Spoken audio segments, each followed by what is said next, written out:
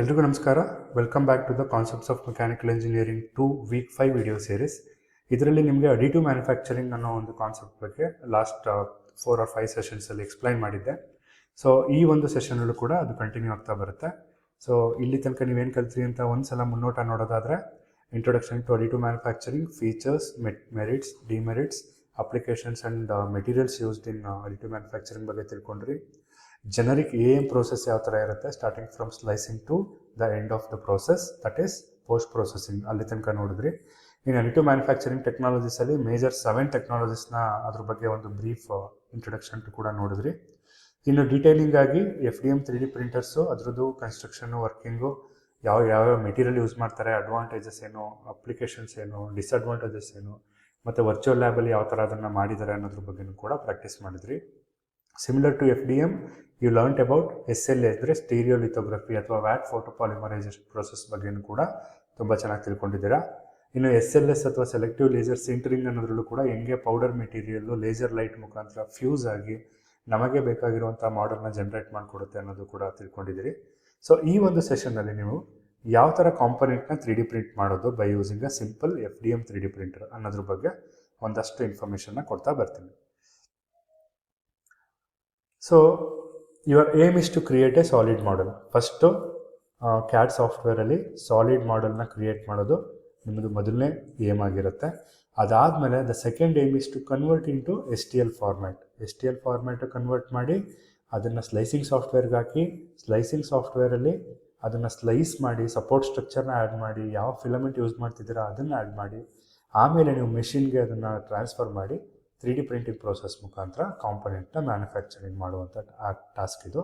So ಎಲ್ರಿಗೂ CAD ಸಾಫ್ಟ್ವೇರ್ನ ಮಾಡುವಂಥದ್ದು ಐಡಿಯಾ ಇದೆ, ಬಿಕಾಸ್ ನೀವೆಲ್ಲ ಡಿಪ್ಲೊಮಾ ಫಸ್ಟ್ ಸೆಮಿಸ್ಟ್ರಲ್ಲಿ ಕಲ್ತಿರ್ತೀರಿ. ಸೊ ಅದನ್ನು STL ಕನ್ವರ್ಟ್ ಮಾಡೋಕ್ಕೆ, STL ಫೈಲ್ಗೆ ಹೆಂಗೆ ಕನ್ವರ್ಟ್ ಮಾಡೋದು, 3D ಪ್ರಿಂಟಿಂಗ್ ಪ್ರೋಸೆಸ್ಗೆ ಹೆಂಗೆ ಕನ್ವರ್ಟ್ ಮಾಡೋದು, ಸ್ಲೈಸಿಂಗ್ ಸಾಫ್ಟ್ವೇರ್ ಯಾವ ಥರ ಯೂಸ್ ಮಾಡೋದು ಅನ್ನೋದ್ರ ಬಗ್ಗೆ ನಾನು ನಿಮಗೆ ಸಾಫ್ಟ್ವೇರಲ್ಲೇ ತೋರಿಸ್ಕೊಡ್ತೀನಿ. ಸೊ ಈ ಒಂದು ಏನು ಸೆಷನ್ ಏನಿದೆಯೋ ಇದರಲ್ಲಿ ನಾನು ನಿಮಗೆ ಬ್ರೀಫಾಗಿ ಏನು ಮಾಡ್ಬೋದು ಪ್ರಾಕ್ಟಿಕಲ್ ಎಕ್ಸ್ಪೆರಿಮೆಂಟ್ ಅನ್ನೋದ್ರ ಮಾತ್ರ ನಾನು ನಿಮಗೆ ಹೇಳ್ತಾ ಬರ್ತೀನಿ. ಸೊ ಇದಕ್ಕೆ ಬೇಕಾಗಿರುವಂತಹ ಸಾಫ್ಟ್ವೇರ್ಸ್ ಅಥವಾ ಆಪರೇಟರ್ಸ್ ಏನಪ್ಪ ಅಂದರೆ, you need to have a computer system to generate solid ಏನು by using CAD software, that is solid edge use ಮಾಡ್ಬೋದು, ಸಾಲಿಡ್ ವರ್ಕ್ಸ್ ಯೂಸ್ ಮಾಡ್ಬೋದು, AutoCAD ಯೂಸ್ ಮಾಡ್ಬೋದು, ಕ್ರಿಯೋ ಯೂಸ್ ಮಾಡ್ಬೋದು. We have so many softwares ಆಗಿದೆ, free softwares ಕೂಡ ಇದೆ. ಅದರಲ್ಲಿ use ಮಾಡಿಕೊಂಡು ಒಂದು 3D ಮಾಡೆಲ್ನ ಫಸ್ಟು ಜನ್ರೇಟ್ ಮಾಡಬೇಕು. ಅದಾದಮೇಲೆ STL ಫೈಲ್ಗೆ ಕನ್ವರ್ಟ್ ಮಾಡಬೇಕು. ನೆಕ್ಸ್ಟು ಸ್ಲೈಸಿಂಗ್ ಸಾಫ್ಟ್ವೇರ್ ಬೇಕು.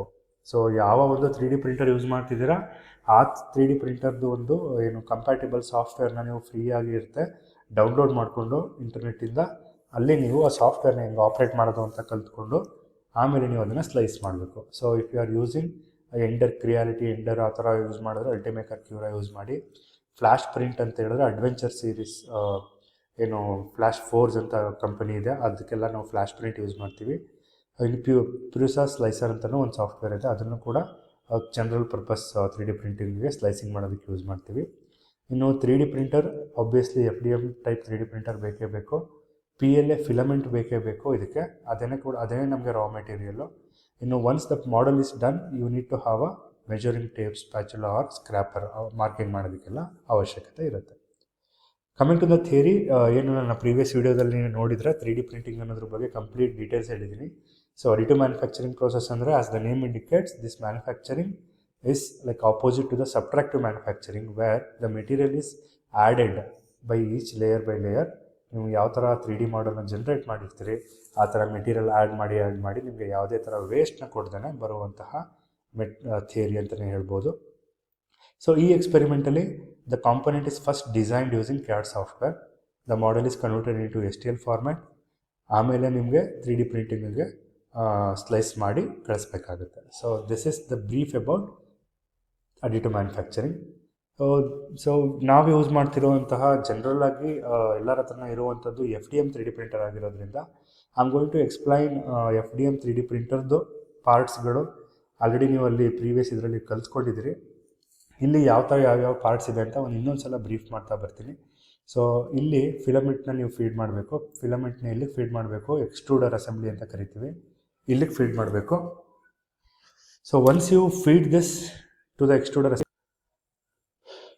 So from here from the extruder assembly this filament will going to melt because ನಮಗೆಲ್ಲ ಗೊತ್ತಾಯಿದೆ PLA ಆರ್ ABS ಮೆಟೀರಿಯಲ್ದು 220 to 240 ಡಿಗ್ರಿ ಟೆಂಪ್ರೇಚರ್ಗೆ ಹೀಟ್ ಮಾಡಿದ್ರೆ ದಟ್ ವಿಲ್ ಮೆಲ್ಟ್ ಆ್ಯಂಡ್ ನಾಜಲ್ಗೆ ಬರುತ್ತೆ ಮೆಲ್ಟ್ ಆಗಿರುವಂಥ material. From that I can say, so ಅಲ್ಲಿಂದ melt ಆಗಿರೋ,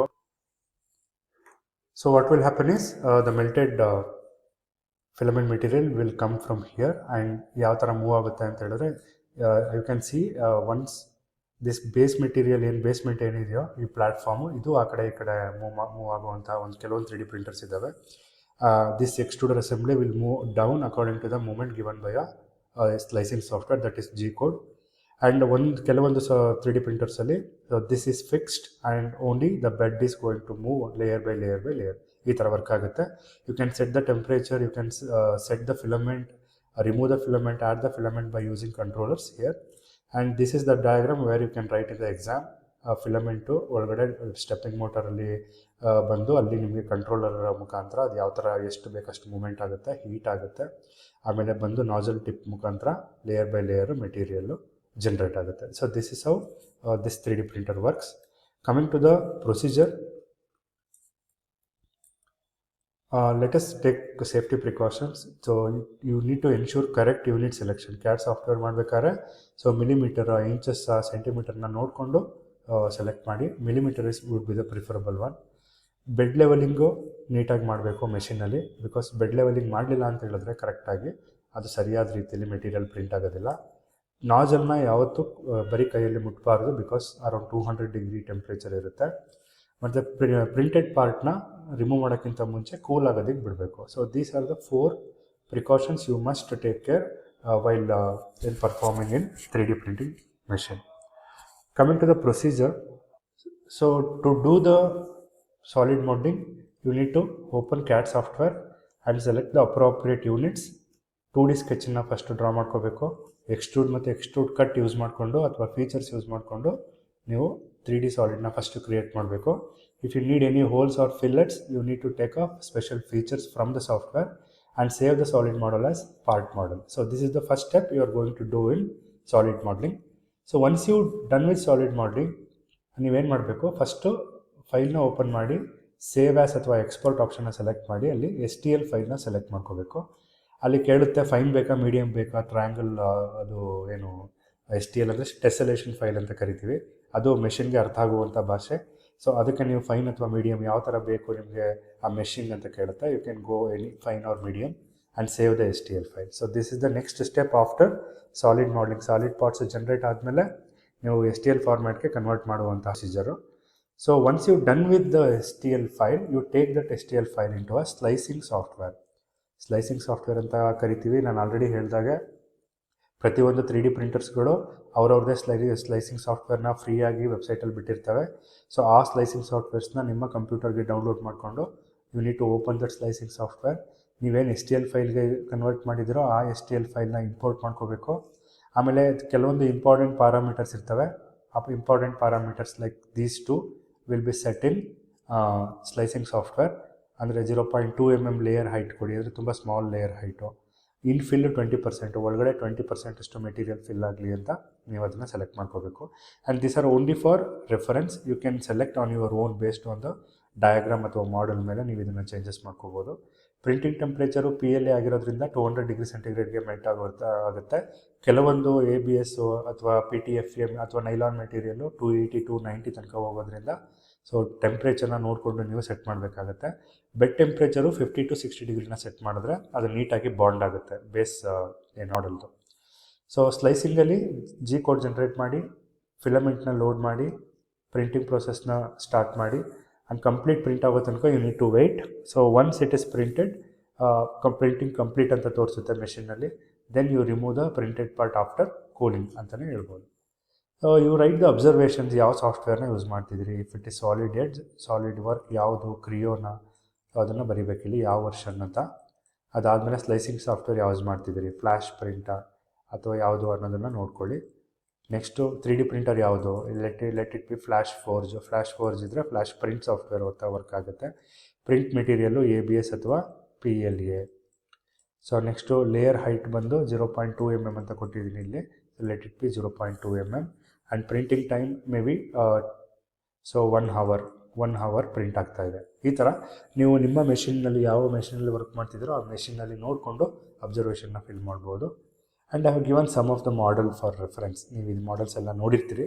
ಈ ಮಾಡೆಲ್ಸ್ನ ಸಿಂಪಲ್ ಮಾಡೆಲ್ಸ್ನ ನೀವು CAD ಸಾಫ್ಟ್ವೇರಲ್ಲಿ ಅದನ್ನು ಮಾಡಿ ಆಮೇಲೆ you can go for a slicing software and print it and check whether these dimensions have been perfectly ಕರೆಕ್ಟಾಗಿ 3D ಪ್ರಿಂಟರಲ್ಲಿ ಇರುವಂಥ ಕಾಂಪೊನೆಂಟಲ್ಲಿ ಬಂದಿದೆಯಾ ಇಲ್ವಾ ಅಂತ ವರ್ನಿಯರ್ ಕ್ಯಾಲಿಪರ್ ಮುಖಾಂತರ ಚೆಕ್ ಮಾಡ್ಕೊಳ್ಳುವಂಥದ್ದು. ಸೊ ಇಷ್ಟು related to creating a component using 3D printing process. If you have any doubts, you can just leave me a comment. I am going to explain in detail. Don't forget to like, comment, share and subscribe. Thanks for watching.